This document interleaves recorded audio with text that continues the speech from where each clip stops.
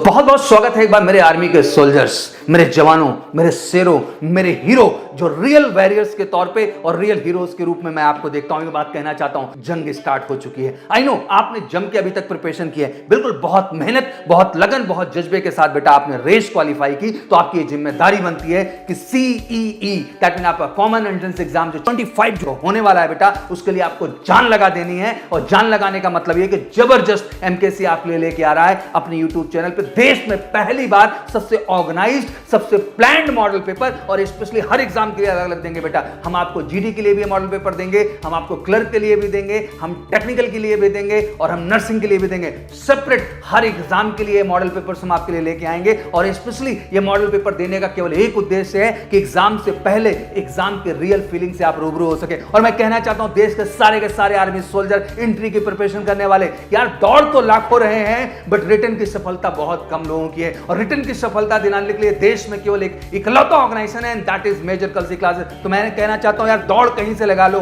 घर से लगा लो, मैदान से लगा लो, कहीं से लगा लो और दौड़ निकाल लो यार। उसके बाद देश में कहीं भटकना नहीं है, बल्कि सबसे विश्वसनीय, सबसे क्रेडिबल एक ही प्लेटफॉर्म पे आप सबको खड़ा होना है, और वो है आपका मेजर कलसी परिवार। तो बिल्कुल MKC ने शुरू कर दिया है आर्मी सोल्जर एंट्री के लिए स्पेशल ऑफलाइन क्लासरूम प्रोग्राम।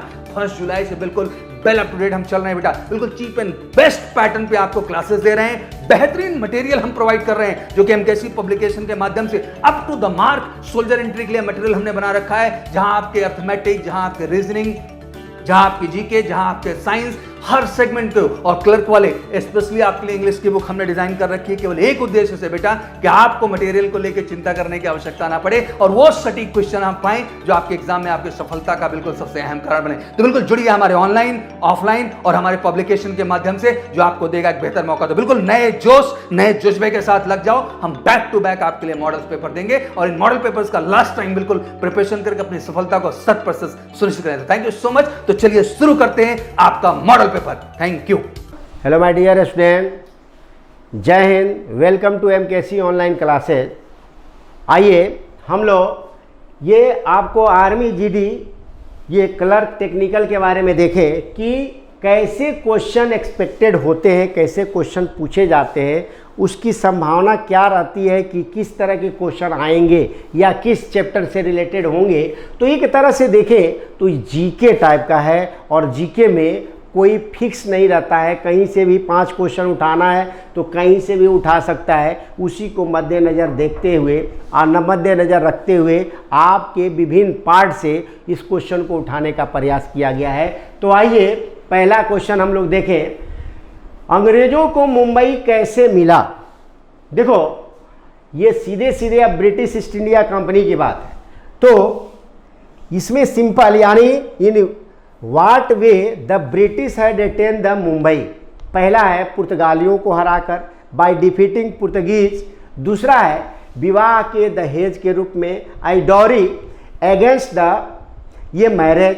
तीसरा है C है मुगल सम्राट से संधि करके, on signing a treaty with Mughal emperor. और चौथा है मराठों के उपहार के रूप में, एज अ गिफ्ट, ये रेंडर्ड बाय द मराठाज। तो इसमें सिंपल सी जो लोग पढ़े होंगे वो लोग जानते होंगे कि 1661 में वहाँ का किंग था चार्ल्स सेकंड ब्रिटेन का,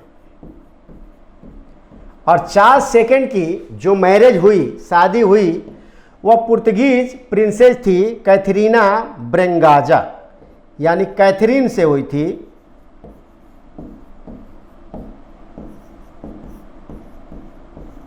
और उस समय मुंबई पुर्तगालियों के अधीन था, और इसलिए दहेज के रूप में अंग्रेज़ों को पुर्तगालियों ने ये आपको मुंबई दहेज में दे दिया। और फिर ये 1668 में राजा यानी चार्ल्स सेकंड ने, ब्रिटिश राजा चार्ल्स सेकंड ने ये ब्रिटिश ईस्ट इंडिया कंपनी को मुंबई को 10 पाउंड पर एनम के हिसाब से दे दिया कि आप इसे ले लो, हमारी कोई उपयोगिता नहीं है, और पर साल पर एनम तुम 10 पाउंड हमें देना। तो इस तरह से विवाह के दहेज के रूप में अंग्रेज़ों को मुंबई मिला।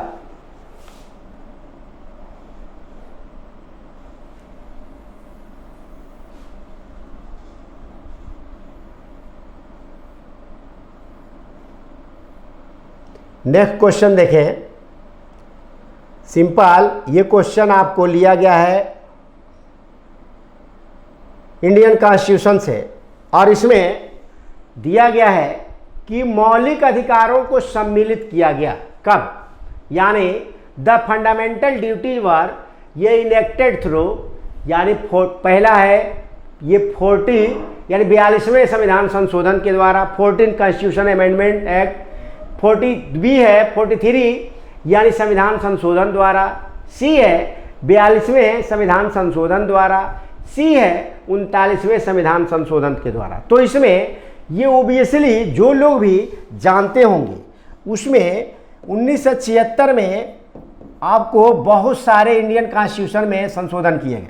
इंदिरा गांधी का समय था, इमरजेंसी का समय था, और उस समय इंदिरा गांधी ने इतने अमेंडमेंट किए जिससे कल्पना नहीं की जा सकती, और इसीलिए 42nd ये संविधान संशोधन को ये मिनी कॉन्स्टिट्यूशन ऑफ इंडिया के नाम से जाना जाता है।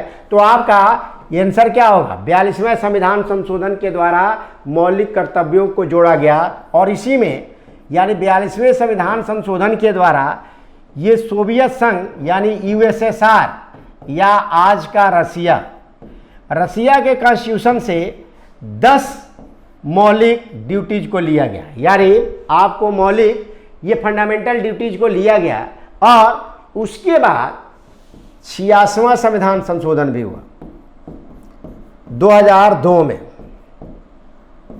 और 2002 में 11वां संविधान 11वां आपको फंडामेंटल ड्यूटी जोड़ दिया गया कि पेरेंट्स का या गार्जियन की ड्यूटी बनती है, फंडामेंटल ड्यूटी बनती है कि अपने 6 से 14 वर्ष के बच्चों को एजुकेट करें। तो इस तरह से पहले तो 10 आपको लिया गया था 42वें संविधान संशोधन के द्वारा, बट अब 86वें संविधान के संशोधन के द्वारा 11वां इसको फंडामेंटल ड्यूटी के रूप में एडॉप्ट कर लिया गया। इसलिए इस समय ये नागरिकों के, सिटीजन के 11 फंडामेंटल ड्यूटीज हैं।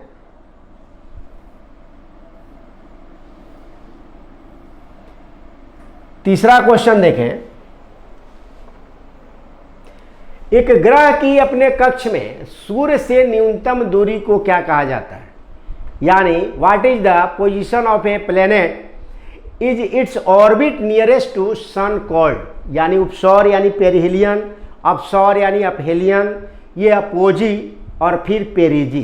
तो इसमें आप देखो कि न्यूनतम दूरी जो होती है, यानी आपको सन है और पृथ्वी से जब न्यूनतम दूरी होती है तो ये अप्रॉक्सीमेटली 3 जनवरी को होती है, यानी 3 जनवरी को होती है। हालांकि इधर उधर होता रहता है, लेकिन अप्रॉक्सीमेटली 3 जनवरी को होती है, और उस समय सूर्य की दूरी एक तरह से पृथ्वी से हो जाती है अप्रॉक्सीमेटली 14.7 करोड़ आपको किलोमीटर, और ये सबसे नज़दीक होती है, और इस घटना को पेरिहेलियन या उपसौर के नाम से जाना जाता है। जबकि 4 जुलाई अप्रॉक्सीमेटली डेट आपको होता है अपसौर का, और अपसौर में ये जो डिस्टेंस होती है अर्थ और सन के बीच, ये डिस्टेंस हो जाती है अप्रॉक्सीमेटली 15.2 करोड़ किलोमीटर, और इस तरह से ये अपसौर यानी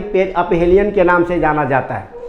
अपोजी और पेरिजी, देखो पेरिजी जो होती है वह पेरिहेलियन से ही पेरिजी की आप तुलना कर सकते हैं कि उसी तरह से अर्थ का एक सैटेलाइट है मून, और ये इसकी यानी पेरिजी में ये सबसे नज़दीक आता है, यानी चंद्रमा पृथ्वी के, तो इसे पेरिजी कहते हैं, और जब सबसे दूरी पर जाता है तब उसे अपोजी के नाम से जाना जाता है। तो ये आपको जितने ज्योग्राफिकल इवेंट्स हैं ये सामान्य दिखते हैं, लेकिन है बहुत ही रोचक, जो आपके एग्जाम के लिए, आपके एग्जामिनेशन पॉइंट ऑफ व्यू से ये मस्ट है, और इसे जानना भी आपके लिए बहुत बहुत जरूरी है।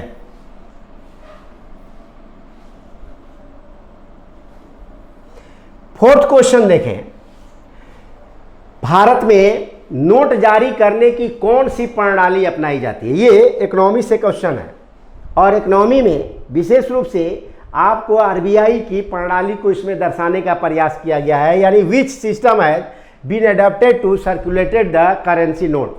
इसमें दिया हुआ है ये विकल्प, अधिकतम प्रत्यय प्रणाली यानी मैक्सिमम रिजर्व सिस्टम, आपको प्रत्यय प्रणाली, दूसरा न्यूनतम आर्थिक प्रणाली यानी मिनिमम रिजर्व सिस्टम, तीसरा है अनुपातिक प्रत्यय प्रणाली यानी प्रोपोर्शनल रिजर्व सिस्टम, और चौथा है नियत प्रत्यय प्रणाली यानी फिक्स्ड रिजर्व सिस्टम। तो इसमें सिंपल सी बात है कि आरबीआई के गाइडलाइन के अनुसार नोट जारी करने का आपको सरल तरीका इंडिया में जो अपनाया गया है वह है न्यूनतम आरक्षित ये प्रणाली, यानी आपके पास न्यूनतम करीब अप्रॉक्सीमेटली 200 ये डॉलर का, चाहे वह गोल्ड के रूप में हो और चाहे वह डॉलर के रूप में हो और चाहे वह आपको एसडीआर के रूप में हो, इसको रखने पड़ते हैं और उसी के अकॉर्डिंग आपको नोट जारी किया जाता है। अन्यथा जब आपका नोट का प्रचलन मार्केट में बहुत ज़्यादा हो जाएगा तब आपको वस्तुओं की कीमत बढ़ जाएगी, कारण कि लोगों की जो क्रय शक्ति है, परचेजिंग पावर है, बढ़ जाएगी और औने पौने दाम में लोग वस्तुओं को खरीदना शुरू कर देंगे, जिसके कारण आपको महंगाई बढ़ जाएगी। इसलिए इसमें रखा गया है कि आपके पास विदेशी मुद्रा के भंडार में तो आपको विदेशी डॉलर यानी अमेरिकी डॉलर एसडीआर तो हैं ही, साथ ही साथ आपके पास सोने भी होने चाहिए, जो लगभग माना जाता है कि 115 आपको यूएस डॉलर के बराबर होना चाहिए।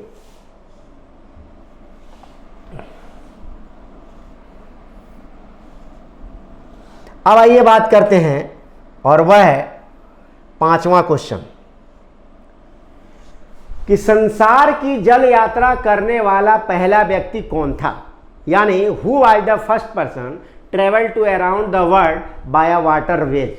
तो देखो, कैप्टन कुक भी गया था एंड एमंडसन भी गया था, पियरे भी गया था, यानी आपको पियरे नॉर्थ पोल को खोजा, एमंडसन ये आपको इसने खोजा साउथ पोल को। कैप्टन कुक के बारे में कहा जाता है कि न्यूजीलैंड वगैरह की खोज की, लेकिन पहला व्यक्ति मैगलेन था, यानी जिसने यात्रा की थी और जहाँ से वह बंदा चला फिर पूरे वर्ल्ड का चक्कर काट करके समुद्री मार्ग से उसी स्थान पर चला आया, और ये करीब 1516 में ये किया था। और इस तरह से पहला व्यक्ति जिसने ये जल यात्रा करने वाला पहला व्यक्ति जो संसार की यात्रा किया और जहाँ से गया वहीं पर लौट आया, इसलिए उसने कहा था कि पृथ्वी गोल है, अर्थ इज राउंड, और इस तरह से ये आंसर आपका होगा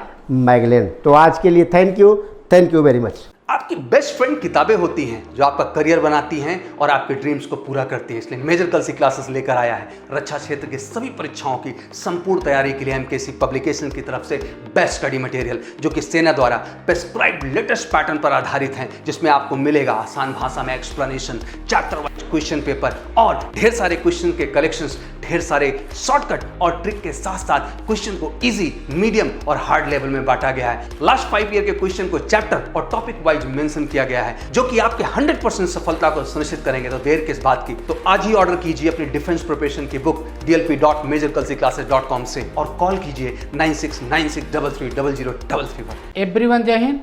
आप सभी का मेजर कलसी क्लासेस के इस ऑफिशियल यूट्यूब चैनल पर बहुत बहुत स्वागत है। मैं विजय मौर्य आपके लिए लेके आया हूँ अर्थमेटिक का मॉडल पेपर, जो आपके अपकमिंग एग्जाम में 100% हेल्पफुल होगा, जिसका प्रत्येक कॉन्सेप्ट आपके अपकमिंग एग्जाम में ज़रूर हेल्प करेंगे। उसी से रिलेटेड क्वेश्चन आएंगे। तो चलिए हम लोग अपने क्वेश्चन के ऊपर डिस्कस करते हैं। आपका क्वेश्चन है फाइंड द मिसिंग नंबर। यहाँ पर आपको मिसिंग नंबर बताना है इसमें जो गिवन है। तो ज़रा देखिए, ताकि वो क्या कर रहा है, 11 से डिविजिबल हो। अब आप देखिए, जब नंबर 11 से डिविजिबिलिटी का कॉन्सेप्ट आता है तो क्या होना चाहिए, इस बात का ध्यान रखना हम लोगों को। 11 से जब डिविजिबिलिटी की बात करते हैं हम लोग, तो ये बात ध्यान रखिएगा कि जो इवन और ऑड प्लेस पे जो डिजिट्स होते हैं, कहाँ पर, इवन और ऑड प्लेस पे जो डिजिट्स होते हैं उनके सम का डिफरेंस जो होना चाहिए वो क्या होना चाहिए, 11 से डिविजिबल होना चाहिए या फिर 0 होना चाहिए। तो यहाँ पर देखिए अगर बात मैं करता हूँ तो ये आपका 1, ये 3, ये 5 और ये 7, ये क्या है, विषम स्थान की संख्याएं हैं। और अगर इन विषम स्थान की संख्याओं का अगर आप योग निकालते हो तो 1 + 6 + 9 + 2 होता है। ठीक है, 1 + 6 + 9 + 2 होता है। 9 2 11 हुआ, 11 1 12, 12 6 बेटा कितना हो गया, 18 आ गया। ये किसके हो गए, विषम स्थान की संख्याओं का। सम स्थान की बात करते हैं, ये 2 4 और 6, यानी सम स्थान की संख्याओं की बात करते हैं तो 5 + x + 4 आ गया। ठीक है, इक्वल टू बेटा 9 प्लस क्या मिल गया, x मिल गया। इन दोनों संख्याओं का, इन दोनों के सम का जो डिफरेंस है, यानी विषम स्थान पर आने वाली और सम स्थान पर आने वाली इन संख्याओं के सम का जो डिफरेंस है वो क्या आना चाहिए, इसी की चर्चा हम लोग करते हैं। वो आना चाहिए 0 या फिर 11 से कटने वाली संख्या बेटा। तो इनका जो अगर हम बात करते हैं बेटा, देखो 18 है ना, 18 माइनस अगर हम 9 + x निकालते हो, देखिए क्या मिलता है बेटा हमें 18 क्या मिल जाएगा, -9 - x मिल जाएगा। क्या मिल जाएगा बेटा, 9 माइनस ये हो जाएगा x, क्या हो जाएगा 9 - x। यहाँ से एक बात का ध्यान रखना, 9 - x जो आया ये बराबर 0 आए या फिर 11 से कटने वाली संख्या। अगर बात मैं करता हूँ 0 की, बराबर 0 रख दूंगा बेटा तो x बराबर क्या मिल जाएगा, आपको 9 मिल जाएगा। ये आपको ये आंसर सही होगा। जो यहाँ पर अगर आप 9 रख दोगे तो दी गई संख्या कंप्लीटली 11 से कट जाएगी। क्या होगी बेटा, ये 11 से कट जाएगी। ये है क्वेश्चन नंबर 1, जिसका ऑप्शन आपका हो गया डी। आइए चलो बेटा अब हम चलते हैं अपने अगले क्वेश्चन पर। आपका अगला क्वेश्चन आपके सामने है, जो देखिए क्वेश्चन क्या है बेटा, बहुत ही अच्छा क्वेश्चन दिख रहा है। ये देखिए क्या है, एक क्लास है बेटा जिसमें कुछ बच्चे हैं और वो उपहार खरीदते हैं। उपहार की जो कीमत आती है बेटा वो टोटल 13 रुपये होती है। कंडीशन क्या होती है कि जितने बच्चे हैं उतने पैसे देते हैं। क्या बेटा, जितने बच्चे हैं उतने पैसे देते हैं। और एक टीचर जो उस क्लास में है वो 4 रुपये का उसमें योगदान करता है। तो आपसे पूछा गया है कि कुल कक्षा में कितने छात्र थे। तो अब आप बेटा माइंड करना, मान लीजिए क्लास में x स्टूडेंट थे और एक स्टूडेंट x पैसे दे रहा था। कितना दे रहा था, x पैसे, और इसमें 4 रुपये एक टीचर दे रहा था और बराबर बेटा 13 रुपये है। इस बात का ध्यान रखिए, यहाँ पर ये पैसा हुआ बेटा, तो x² ये पैसा है। क्या है बेटा, ये पैसे हैं। एक स्टूडेंट अगर मान लीजिए x पैसे दे रहा था, ठीक है, तो क्या हुआ, ये बराबर आपका हो गया बेटा 9 रुपये आ गया। ये x पैसे हो गया, 9 रुपये को आप क्या करेंगे, पैसे में कन्वर्ट करेंगे। तो ये आपका पैसे हो गया बेटा। x बराबर आके आपके क्या आ गया 30, यानी उस क्लास में जो नंबर आप स्टूडेंट थे बेटा वो 30 थे। ये बात आप समझ गए होंगे। चलिए हम लोग अगले क्वेश्चन पे चलते हैं। आपका अगला क्वेश्चन आपके सामने है, यह है क्वेश्चन नंबर 3 बेटा। क्वेश्चन नंबर 3 ये पूछा गया है, इसको हम किसी और फॉर्मेट में लिख सकते हैं। तो इसको ध्यान रखना बेटा, ये है क्या 1.3 बार लिखा है बेटा। इसको अगर आप लिखना चाहते हो तो इसको आप 1 + 0.3 बार भी लिख सकते हो बेटा। यहाँ से क्या हुआ है, ये 1 प्लस हुआ, और इसको लिखने का मेथड आप जानते हैं, 3 बाई क्या लिखते हैं, इसको 9 लिखते हो, ये 1/3 हो जाता है बेटा। क्या हुआ 1 + 1/3 क्या हो गया है, ये 4/3 हो गया। और क्या हो गया बेटा, ये 4/3 हो गया, जिसका ऑप्शन डी है बेटा। चलिए अब हम लोग बेटा क्या करते हैं, अगले क्वेश्चन पे चलते हैं। आपका अगला क्वेश्चन आपके सामने है क्वेश्चन नंबर 4। क्वेश्चन नंबर 4 में देखो बेटा क्या दिया है। क्वेश्चन नंबर 4 में आपके पास है कि अगर ये गिवन है तो इसकी वैल्यू आपसे पूछी गई है। तो देखो बेटा जो गिवन है 2 की पावर x = 3 की पावर y = 6 पावर -z, इसको मान लेना आप k। क्या मान लोगे बेटा, k। तो यहाँ देखो बेटा अगर हम 2 की वैल्यू लिखते हैं तो k की पावर 1/x हो जाएगा, और 3 की वैल्यू लिखते हैं बेटा तो k की पावर 1/y हो जाएगा, और साथ ही साथ अगर 6 को लिखते हैं तो k की पावर क्या हो जाएगा बेटा -1/z हो जाएगा। इस 6 को बेटा अगर आप लिखते हो तो 2 × 3 लिख सकते हो। क्या लिख सकते हो, 2 × 3 लिख सकते हो। अगर इस 2 की वैल्यू बेटा हम ये लिख देते हैं, यानी क्या लिख देते हैं के की पावर 1/x इंटू, और इस 3 की वैल्यू बेटा अगर हम इसको लिख देते के की पावर 1/y इक्वल टू के की पावर -1/z। यहाँ पर बेटा बेस सेम है, घातें जुड़ जाएंगी, यानी बेटा आपको मिलेगा के की power 1/x plus 1/y equal to के की पावर -1/z। बेस सेम होने पे बेटा क्या होते हैं, घात बराबर होती हैं, यानी 1/x plus 1/y equal to -1/z हुआ बेटा। इसे ट्रांसपोज अगर आप कर देंगे 1/x plus 1/y plus 1/z equal to आपको 0 मिल जाएगा। ऑप्शन ए इज करेक्ट बेटा। हम लोग अगले क्वेश्चंस की बात करते हैं। आपका अगला क्वेश्चन आपके सामने है, कौन सा, क्वेश्चन नंबर 5।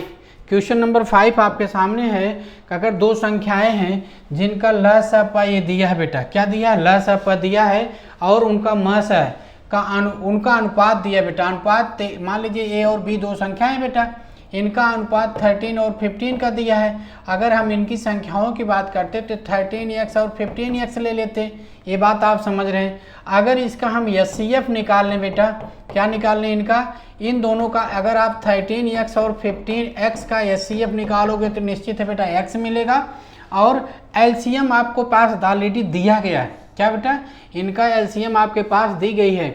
LCM आपके पास अगर इसका निकालोगे 13x और क्या बेटा इंटू 15x आ जाएगा, 15 आ जाएगा। ये क्या हो गया, आपका LCM हो गया।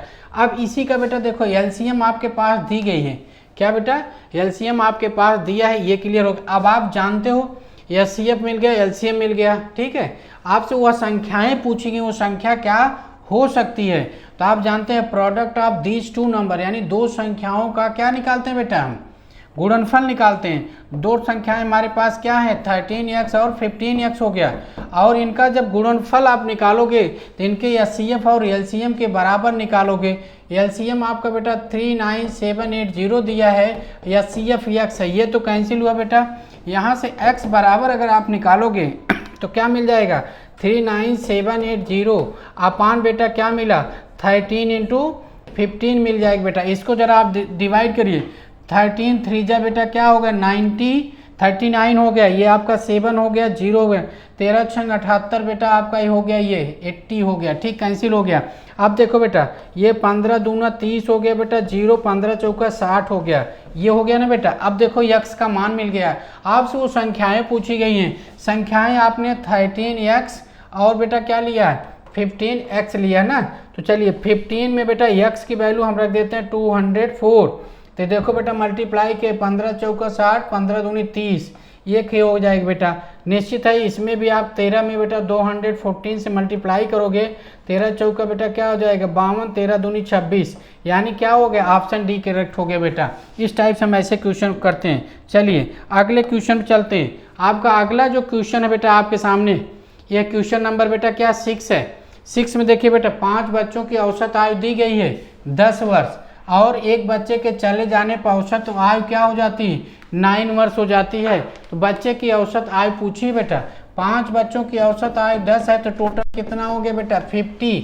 एक चला गया बच्चे बेटा कितना 4, एवरेज भी 1 साल घट गया, ठीक है, कितना हो गया है 36, माइनस कर दीजिए बेटा, तो जाने वाले बच्चे की औसत उम्र कितनी आ जाएगी, जाने वाले बच्चे की एज क्या आ जाएगी 14 ईयर्स। चलिए अगले क्वेश्चन की बात करते हैं। क्वेश्चन नंबर आपके पास 7 आपके सामने है बेटा। इंजीनियरिंग के एक विद्यार्थी को पास होने के लिए 50% अंक चाहिए था।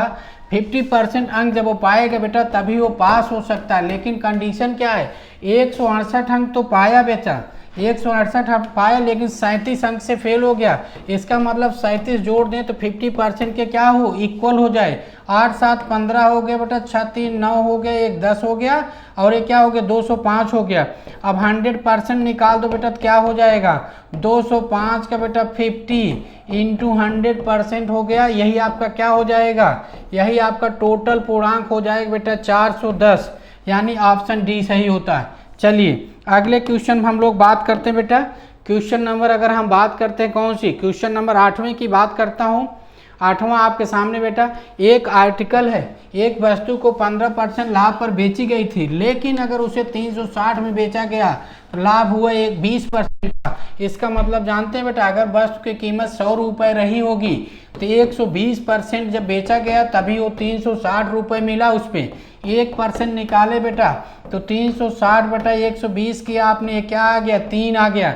100% निकालते हैं तो आप जानते हैं कि उसका क्या मिल जाता है, CP, यही उसका क्रय मूल्य है। अब आपसे पूछा गया कि कितने मूल्य पर पहले बेची गई थी, यानी बेटा कितने बेची गई थी, 15% लाभ पर, तो SP आप निकालेंगे 300 का बेटा 115%, जैसे ही आप निकालोगे आपको क्या मिल जाएगा, 345 रुपये मिलेगा बेटा, यही ऑप्शन भी सही हो जाएगा। आइए अगले क्वेश्चन की बात हम करते हैं। आपका क्वेश्चन नंबर 9 आपके सामने बेटा, ये क्या है, क्वेश्चन नंबर 9 आपके सामने बेटा। क्वेश्चन नंबर 9 में आपके पास है, अगर कोई धनराशि साधारण ब्याज पर उधार दी जाती है तो 5 वर्ष में दुगुनी, अगर प्रिंसिपल x थी बेटा तो अमाउंट कितनी बता रहा है, दुगुनी। इसका मतलब SI कितना हो जाएगा बेटा, A माइनस P हुआ, दैट इज x हुआ, और SI बराबर आप जानते हैं PR आपको निकालना बेटा, T आपका 5 दिया है अपान 100 हुआ बेटा, ये तो आपका कैंसिल 1 हुआ, ये आपका क्या हो गया, 20 हो गया। यहाँ पर R बराबर सीधे सीधे बेटा 20% है, अगर 20% है तो यानी ऑप्शन B सही होता है। चलिए अगले क्वेश्चन की बात करते हैं। क्वेश्चन नंबर 10 की बात करते हैं बेटा, जो आपके सामने है। एक कार है बेटा जो आधी दूरी को, यानी बेटा ये है टोटल दूरी, अगर मान लीजिए A से B तक, ठीक है, यहाँ पर P आपका यही मिड पॉइंट है, इस आधी दूरी को बेटा वो 20 किलोमीटर की दर से जाती है, और रिमेनिंग जो है बेटा वो आधी दूरी को 30 किलोमीटर से तय करती है। औसत चाल आपसे पूछी गई है, तो सीधे सीधे बेटा जब दूरी फिक्स होती है, दूरी निश्चित होती है, तो उस केस में औसत चाल आप लिखते हैं 2xy और अपान x प्लस वाई। x क्या बेटा, वो स्पीड है, दोनों अलग अलग, ये 2 हो गया, ये 20 बेटा, ये 30 आपने लिखा, 20 प्लस 30 आपने किया बेटा, ये हो गया 2, 20, 30 अपान बेटा क्या हुआ 50, ये 0 हुआ बेटा, 5 चौक 20 हुआ, 4 तिहाई 12 दूनी बेटा 24 किलोमीटर पर आवर, इसकी एवरेज स्पीड आ जाएगी बेटा। अगले क्वेश्चन की तरफ बढ़ते हैं। बस आपका अगले क्वेश्चन में अगर मैं बात करता हूँ तो ये आपके पास है, एक डायगोनल है बेटा, जो डायगोनल किसका है, एक स्क्वायर का, ये स्क्वायर है बेटा, इसका ये डायगोनल है। अगर साइड इसकी ये होती तो आप जानते हैं डायगोनल का स्क्वायर A√2 होता बेटा, जिसकी वैल्यू आपके पास गिवन है 5√2 सेंटीमीटर। ए की वैल्यू यहाँ से मिलती है बेटा 5 सेंटीमीटर, क्या मिलती है 5 सेंटीमीटर। तो एरिया आपसे पूछा बेटा, वर्ग की जो एरिया होती है स्क्वायर होती है, यानी 5 सेंटीमीटर का होल स्क्वायर बेटा, that is 25 centimetre whole square, यानी बेटा क्या हुआ, ऑप्शन C सही होता है। बस बेटा आज के मॉडल पेपर में बस इतना ही, अब हम जल्द ही मिलते हैं आपको अगले मॉडल पेपर के साथ। जय हिंद। अपने देश सेवा के सपने को पूरा करने के लिए हो जाइए तैयार, क्योंकि मेजर कलसी क्लासेस लौट आया है अपने ऑफलाइन क्लासरूम प्रोग्राम के साथ, जहां आपको मिलेगा एक्सपर्ट फैकल्टी की guidance, doubt counter facility, special current affair session, physical training और मंथली यूनिट टेस्ट के साथ साथ बेस्ट स्टडी मटेरियल। अपने वर्दी के सपने को कीजिए साकार मेजर कलसी क्लासेस के साथ। आज ही एडमिशन लें और पाएं 2000 का कैशबैक डायरेक्ट एडमिशन लेने पर। और अधिक जानकारी के लिए हमें कॉल करें 9696330033 पर और विजिट करें www.majorkalsiclasses.com पर। जय हिंद दोस्तों, मेजर कलसी क्लासेस में आप सबका स्वागत है। आइए डिफेंस को साकार करने के लिए एक प्रैक्टिस पेपर करते हैं और अपने सपने को के लिए आगे बढ़ते हैं। ठीक है, जैसे बेटा पहला प्रश्न हमारे आंखों के सामने है कि एक तरंग का समीकरण हमें दिया हुआ है y बराबर a sin omega x upon v minus के। ठीक है, जहां ओमेगा कोणीय वेग है, v रेखीय वेग है, x दूरी है और k के लिए हमें विमीय सूत्र बनाना है। देखिए बेटा, हम एक बात बहुत अच्छे से जानते हैं कि जितने भी त्रिकोणमितीय फंक्शन होते हैं ये सब क्या होते हैं बेटा, विमाहीन होते हैं। अगर ये सारे विमाहीन होंगे तो इसका मतलब जो k की विमा होगी वही हमारी किसकी विमा होगी, x अपॉन v की विमा होगी। तो अगर k की विमा हमारी x अपॉन v की विमा के बराबर आएगी बेटा, तो x हमें क्या दे रखा है, दूरी दे रखा है, और दूरी की विमा क्या होती है, l की पावर 1 होता है। वेग क्या दे रखा है, v क्या दे रखा है, रेखीय वेग है। इसकी विमा बेटा l की पावर 1 t की पावर -1 होगी, तो ये कट जाएगा, t की पावर -1 ऊपर आ जाएगा, यानी t की पावर 1 आ जाएगा। तो बेटा k की विमा हमारी क्या आ जाएगी, m की पावर 0, l की पावर 0, t की पावर 1। तो अगर हम ध्यान से देखें तो जो इसका आंसर आ रहा है बेटा m की पावर 0, l की पावर 0, t की पावर 1, हमारा आंसर बी पार्ट मैच कर रहा है। ठीक है, चलो आगे चलते हैं। इसका आंसर बी पार्ट है। अगला क्वेश्चन दे रखा है बेटा, एक वेक्टर ए दिया हुआ i cap minus 5j cap, vector B दिया हुआ 2i cap minus 10j cap. अगर आप ध्यान से देखिए, मुझे इन दोनों के बीच का कोण बताना है। तो बेटा जो वेक्टर ए है हमारा, वेक्टर ए दे रखा है i cap minus 5j cap है, और वेक्टर बी है 2i cap minus 10j cap. तो बेटा यहाँ से 2 कॉमन कर लीजिए आप, तो i cap minus 5j cap है। तो ध्यान से देखिए, तो इसे वेक्टर ए लिख सकते हैं। तो वेक्टर बी बराबर क्या हो जाएगा, 2 टाइम्स वेक्टर ए आ जाएगा। तो इसका अर्थ ये होता है कि वेक्टर ए और वेक्टर बी क्या एक दूसरे पर पैरेलल हैं, समांतर हैं। तो ये दोनों के बीच का कोण कितना आएगा, 0 डिग्री आएगा। तो इसका आंसर ए पार्ट होगा। ठीक है,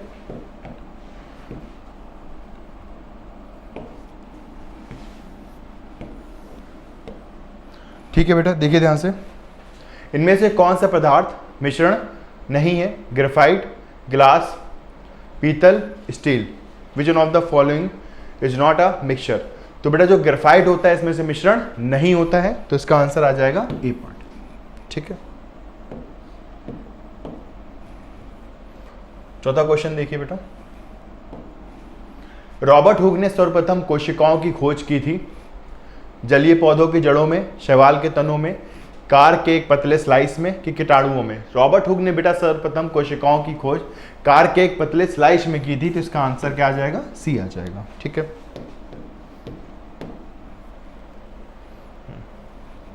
अगला प्रश्न है बेटा हमारे पास, पेंटोज निम्न में से किस वर्ग में सम्मिलित होता है, मोनोसेक्राइड, डायसेक्राइड, पॉलीसेक्राइड या डीऑक्सीराइबोज।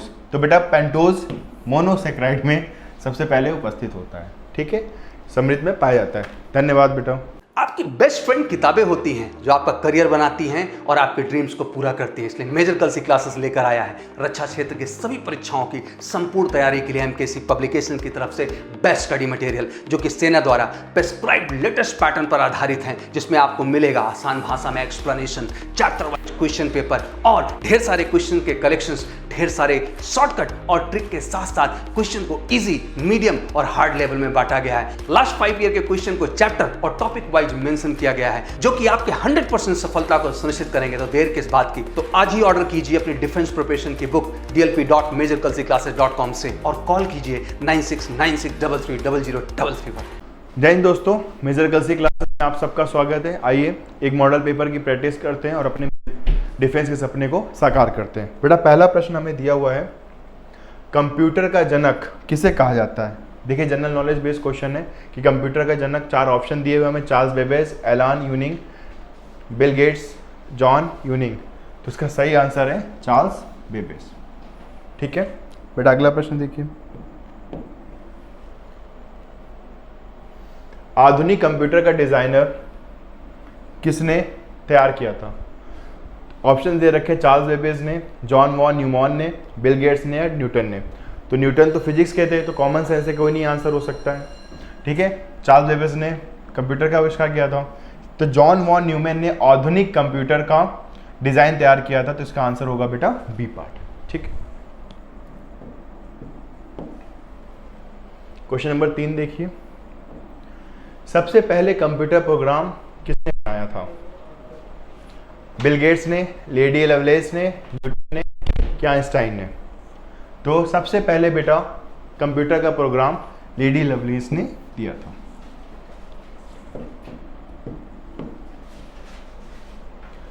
निम्नलिखित में से कौन सी विशेषता कंप्यूटर में नहीं होती है, भले ही वह कंप्यूटर कितना ही परिष्कृत क्यों ना हो जाए।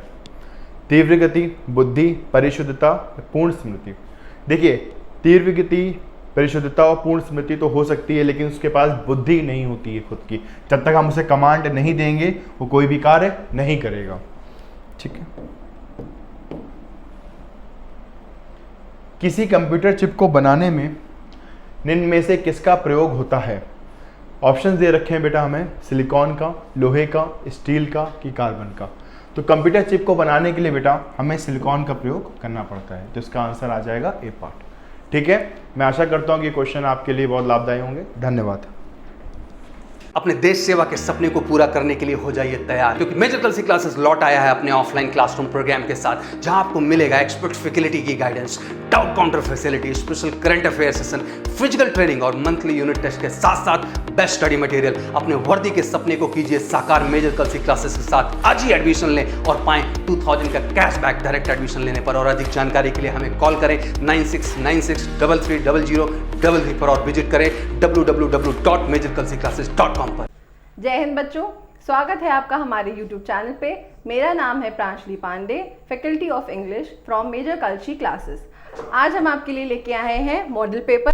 चलिए देखते हैं हमारा पहला question. Read the passage carefully and choose correct answer. पहला है हमारा पैसेज, इसको आप लोग पॉज करके पढ़ लीजिए, ठीक है। चलिए अब हम देखते हैं हमारे पैसेज में क्या है। Chameleons can make their skin color change but not because they decide to। Chameleons जो होते हैं वो अपने कलर को क्या कर सकते हैं, स्किन कलर को चेंज कर सकते हैं, इसलिए नहीं क्योंकि वो डिसाइड करते हैं या उनका मन होता है। The colour changes to help the chameleon avoid its enemy. Colour change होता है ताकि जो कमेलियन है वो अपने एनिमी को क्या कर सके, अवॉइड कर सके। It is a form of camouflage, और इस कलर चेंजिंग प्रोसेस को क्या बोलते हैं, कैमोफ्लेज बोलते हैं। A disguise that lets it blend in with its surroundings. It helps the chameleon to blend with its surroundings. The change is actually determined by environmental factors such as light and temperature. और ये किसकी वजह से हो पाता है? Because of the light and the temperature. Bright sunlight causes the skin to darken. Bright sunlight की वजह से skin क्या हो जाती है, darken हो जाती है। On cool nights the color fades to creamy color। और cool nights पे जो color हो जाता है वो creamy हो जाता है। The color also changes when chameleons are excited, angry or afraid। और कब कब इनका कलर चेंज हो जाता है? When they are excited, angry or afraid। The color change is rapid and increases when the chameleon is handled, injured or approached by another chameleon। So colour change बहुत जल्दी जल्दी होता है, रैपिडली होता है और बढ़ भी जाता है जब कमेलियन हैंडल किया जाता है, उठाने की कोशिश किया जाता है उसको, या फिर वो इंजर्ड हो जाता है, या फिर दूसरे कमेलियन के द्वारा उसको अप्रोच किया जाता है, right. There are many types of chameleons. Almost half of them are found on the African island of Madagascar. The others mostly occur in the Sahara Desert with few in Western Asia and Southern Europe. So majorly हम लोग इनको कहाँ पा सकते हैं? African island of Madagascar में। Chameleons live in trees when they usually eat insects. Very large chameleons may even use their sticky tongues to catch birds. So chameleons का खाना क्या होता है? Insects, और at times they can also eat birds. So let's see our questions. So, देखते हैं हमारे questions की तरफ। A chameleons colour changes to help it. Now chameleon का कलर चेंज क्यों होता है? To help it look beautiful, to attract prey, to avoid its enemies या टू फ्लाई अवे। सो हमने देखा था कमेलियन अपना कलर क्यों चेंज करता है? So that it can avoid its enemies. Next question, the colour changes is determined by. जो colour change होता है वो किसके ऊपर डिपेंड करता है? Light and wind, light and pressure, pressure and temperature, या फिर लाइट एंड टेम्परेचर। सो ना तो लाइट एंड विंड होगा, ना ही हमारा लाइट एंड प्रेशर होगा, ना ही प्रेशर एंड टेम्परेचर होगा। So the correct answer is light and temperature. Moving over to our next question. Chameleons change color when they are। Chameleons अपना colour कब कब change करते हैं? When they are angry or excited, happy, angry, hungry। hungry तो वो होते नहीं, excited, angry or afraid, और hate, angry or hungry। So what will be the correct answer? हमारा correct answer है excited, angry or afraid, right? Next question, half of the world's chameleons are found। Where do we find half of the world's chameleons? In the continent of Asia, in the Sahara Desert, on the African island of Madagascar और on the Asian island। So आधी से ज़्यादा प्रजाति हमको chameleon की कहाँ मिलती है? On the African island of Madagascar, right? Moving over to our next question. The color changing ability of chameleon is a form of। जो color changing ability होती है chameleon की, उसको वो किसका form है? Disease, desert, camouflage, none of these। disease है नहीं, desert मतलब रेगिस्तान, so what will it be? camouflage का form है उसकी color changing ability, right? I hope आपको ये passage समझ में आया होगा। Now let's move over to our next passage।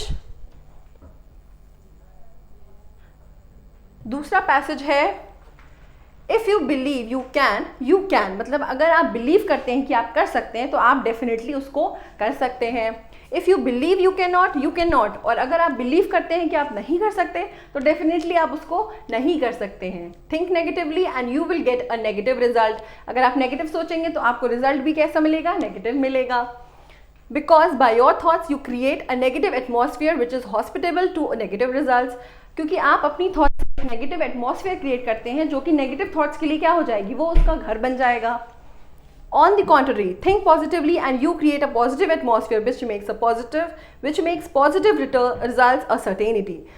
उसके ऑपोजिट में अगर आप पॉजिटिवली थिंक करेंगे तो आपके साथ पॉजिटिव ही होगा, क्योंकि आपका एटमॉस्फेयर भी क्या हो जाएगा, पॉजिटिव थॉट से भर जाएगा। To cultivate positive thinking speak hopefully. अगर हमको पॉजिटिव थिंकिंग कल्टिवेट करनी है उसके लिए हमको कैसा बोलना होगा, होपफुली बोलना होगा। हर चीज़ के बारे में पॉजिटिव तरीके से बोलना होगा कि हाँ ये हो सकता है। Then feed your mind with good nourishing and wholesome thoughts, और अपने माइंड को अच्छे अच्छे थॉट्स से क्या करना पड़ेगा, फिल इन करना पड़ेगा। Keep good company of friends who are optimistic. ऐसे कंपनी रखिए दोस्तों की जो हमेशा पॉजिटिव साइड ही देखते हो हर चीज़ की, ना कि नेगेटिव साइड देखें। Read scriptures which will cast away your negative thoughts. ऐसे स्क्रिप्चर्स मतलब होली बुक्स या रिलीजियस बुक्स पढ़ें ताकि जो आपके नेगेटिव थॉट्स हैं उनको कास्ट किया जा सके, मतलब उनको हटाया जा सके, रिमूव किया जा सके। Lastly pray a great deal and count the blessings that God has given you. और लास्ट में आपको क्या करना है, हमको प्रार्थना करनी है, ठीक है, और भगवान का बहुत सारा शुक्र मानना है। Thus, you can overcome negative thoughts of failure and cultivate positive thought of success. So, ये सब चीज़ें करके आप क्या कर सकते हैं, अपने नेगेटिव थॉट्स को हटा के अपने पॉजिटिव थॉट्स को उनकी जगह पे रख सकते हैं या ला सकते हैं। Let's see our questions. अपने questions की तरफ बढ़ते हैं। First question is, think negatively and you will get what? अगर आप नेगेटिव सोचेंगे तो आपको क्या मिलेगा, bad results, immediate results, negative result और पॉजिटिव रिजल्ट। सो अगर हम नेगेटिव सोचेंगे तो हमारा रिजल्ट भी कैसा होगा, हमारा रिजल्ट भी नेगेटिव ही होगा।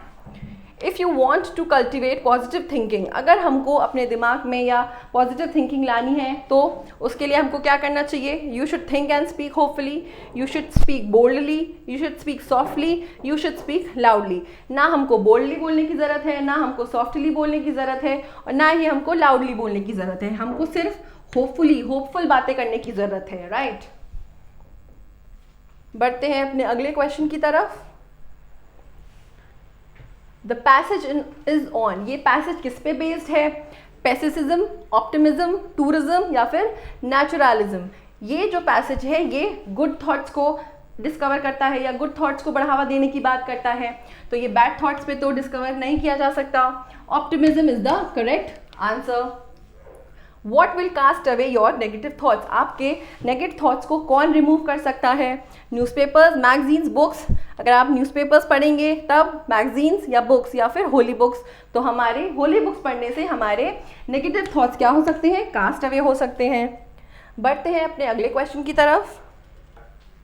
Moving over to our next question. Which of the following statements is not true? इनमें से कौन सा statements true नहीं है। Good friends elevate our thoughts. Good friends हमारे thoughts को क्या करते हैं, बढ़ावा देते हैं। Prayer helps to keep our mind clean. जो prayer होती है, प्रार्थना, उससे हमारा दिमाग क्या होता है, साफ रहता है, अच्छे thoughts आते हैं। It is not possible to change a pessimist into optimist. क्या एक pessimist को negative thought वाले person को क्या positive thought वाले person में change नहीं किया जा सकता, ऐसा बिल्कुल भी नहीं है। For cultivating optimism, we should always speak hopefully. अगर हमें good thoughts को continue करना है तो हमको हमेशा hopefully बोलना चाहिए। This is also correct. So हमारा गलत आंसर क्या हो जाएगा, C is a wrong answer. हम pessimist को भी optimist में change कर सकते हैं, right? देखते हैं अपना अगला question. Fill in the blanks using correct article. It is just dash ordinary scene. So what will be the answer? A, the, and या फिर none of these. तो यहाँ पे O लगा है, O is a vowel word. Ordinary A से sound हो रहा है, vowel sound है, तो यहाँ पे क्या हो जाएगा, and हो जाएगा। Next, dash car I drive is Alto. अब यहाँ पे क्या किसी भी कार की बात हो रही है, नहीं, उस कार की जो मैं ड्राइव करता हूँ, दैट इज ऑल्टो। सो यहाँ पे एक डेफिनेट कार की बात हो रही है। So your answer will be the car I drive is Alto.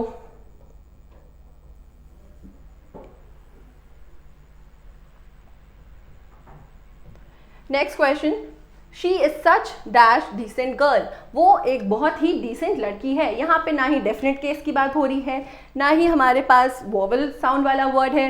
So what will be the answer, she is such a decent girl. Now moving over to our next question. Next है आपके jumbled sentences और words. Make meaningful sentences by rearranging the PQRS parts of the sentences. ये है आपका question. इस part को आपको change नहीं करना है, आपको सिर्फ PQRS को ही जम्बल करके उसको एक मीनिंगफुल सेंटेंस देना है। तो let's see the question. The small boy who broke his leg fell down and climb the wall. So ये जम्बल्ड है, अब हमको इसको करेक्ट ऑर्डर में लाना है। The small boy, what will be the first one after who? The small boy who climbed the wall, उसके बाद Q fell down and broke his leg. So आपका करेक्ट आंसर क्या हो जाएगा? SQRP। The small boy who climb the wall, fell down and broke his leg. Moving over to our next question. Let's move over to our next question. यहाँ पे हम the small boy से हटा देते हैं। So our question will be hardly had my brother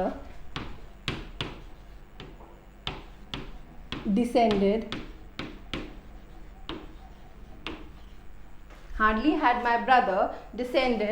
from the plane.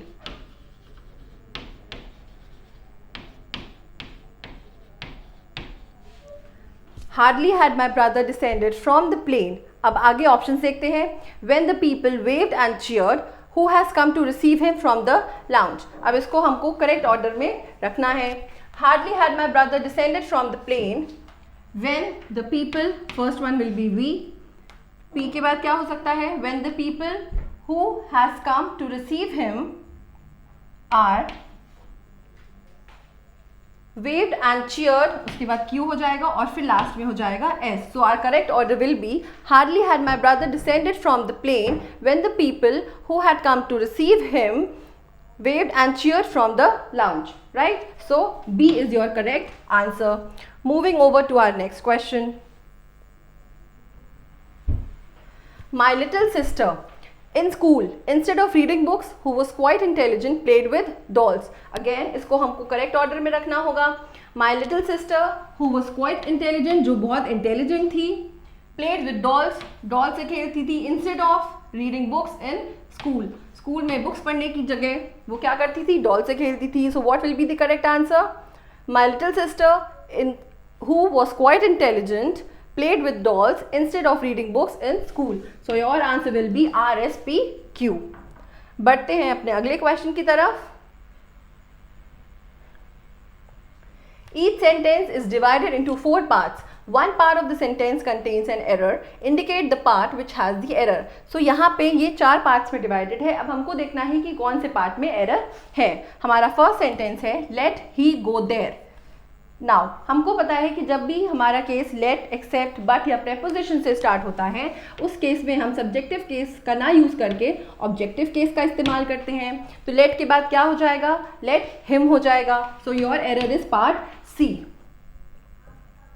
Next, the birds are flying on our heads. क्या birds हमारे head पे उड़ सकती हैं? नहीं, बर्ड्स हमारे हेड से ऊपर उड़ती हैं। So the birds are flying on, यहाँ पे ऑन ना होके क्या हो जाएगा? ओवर हो जाएगा। So your part is B. Next, he either plays nor reads. अब ये है आपका कोरिलेटिव कंजंक्शन और हमको पता है कि आइदर के साथ हम कभी भी नॉर का इस्तेमाल नहीं करते हैं। इसके साथ क्या यूज होगा? और, either or. He either plays or reads. So हमारे कौन से पार्ट में एरर है? हमारे बी पार्ट में एरर है। Then you have fill in the blanks with correct word from the given options. So हमको यहाँ में से options ढूंढ के इस blank को fill करना है। I wish I dash the Prime Minister of India. यहाँ पे wish की बात हो रही है, कोई चीज़ real नहीं है। So हमारा आंसर क्या हो जाएगा? Has been, was, were या फिर none of these. I wish, I were is the correct answer. He is working hard in order dash pass the examination. वो मेहनत कर रहा है किस लिए, ताकि वो एग्जामिनेशन को पास कर पाए। Order to, order of, order about या फिर ऑर्डर फॉर। यहाँ पे order to will be the correct answer. Moving over to our next question. Dash higher you go dash cooler it is. जितना ऊंचा आप जाएंगे उतनी ही ठंडक बढ़ती जाएगी। सो यहाँ पे क्या हो जाएगा, the higher you go the cooler it is, right. Now you have to choose the correct synonyms and antonyms. Write the synonyms of abundant. Abundant का मतलब क्या होता है, अबंडेंट का मतलब होता है कोई चीज़ जो बहुत ज़्यादा में हो, राइट। तो ऑप्शंस क्या है हमारे, प्लेंटी, लिमिटेड, लेस या फिर फाइनाइट। लिमिटेड तो इसका एंटोनिम हो जाएगा। So what will be the correct answer, plenty, मतलब बहुत ज़्यादा।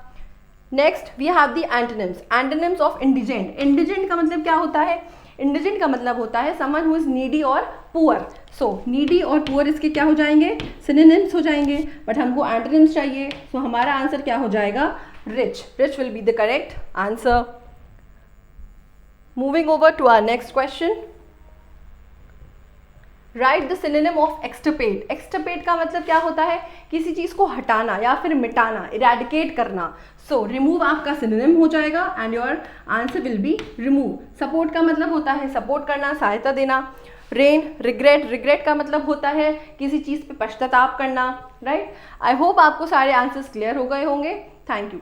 आपकी बेस्ट फ्रेंड किताबें होती हैं जो आपका करियर बनाती हैं और आपके ड्रीम्स को पूरा करती हैं। इसलिए मेजर कलसी क्लासेस लेकर आया है रक्षा क्षेत्र के सभी परीक्षाओं की संपूर्ण तैयारी के लिए एमकेसी पब्लिकेशन की तरफ से बेस्ट स्टडी मटेरियल, जो कि सेना द्वारा प्रेस्क्राइब्ड लेटेस्ट पैटर्न पर आधारित हैं, जिसमें आपको मिलेगा आसान भाषा में explanation, chapter wise question paper और ढेर सारे क्वेश्चन के कलेक्शंस, ढेर सारे शॉर्टकट और ट्रिक के साथ साथ क्वेश्चन को इजी, मीडियम और हार्ड लेवल में बांटा गया है। लास्ट 5 ईयर के क्वेश्चन को चैप्टर और टॉपिक वाइज मेंशन किया गया है, जो कि आपके 100% सफलता को सुनिश्चित करेंगे। तो देर किस बात की, तो आज ही ऑर्डर कीजिए अपनी डिफेंस प्रिपरेशन की बुक dlp.majorkalsiclasses.com से और कॉल कीजिए 9696330033 पर।